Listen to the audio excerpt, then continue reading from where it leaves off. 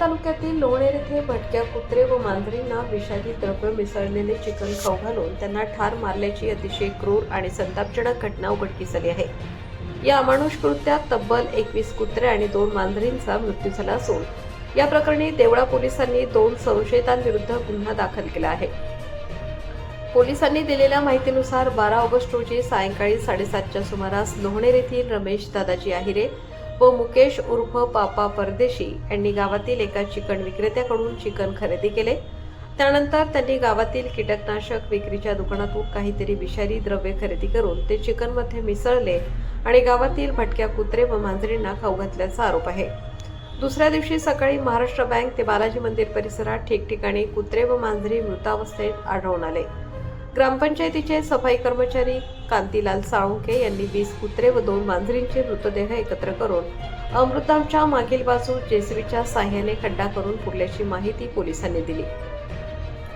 या घटनेची माहिती मिळताच देवळा पोलीस ठाण्याचे पोलीस निरीक्षक सार्थक नेते, पोलीस उपनिरीक्षक विनय देवरे व पोलीस शिपाई सुरेश कोरडे यांनी घटनास्थळी धाव घेतली। यावेळी बालाजी मंदिराजवळ एक कुत्रा तडकताना पोलिसांना दिसला। त्याच्या तोंडातून फेस येत होता। पोलिसांच्या समक्षच या कुत्र्याचा मृत्यू झाला। त्याचा मृतदेह ताब्यात घेऊन शवविच्छेदनासाठी देवळा येथील पशुवैद्यकीय दवाखान्यात पाठवण्यात आला।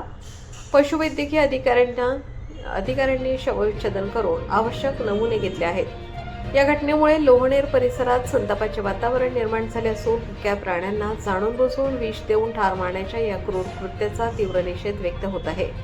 प्राण्यांवर अशा प्रकारे अत्याचार करणाऱ्यांवर कठोर कारवाई करण्याची मागणी नागरिकांकडून होत आहे।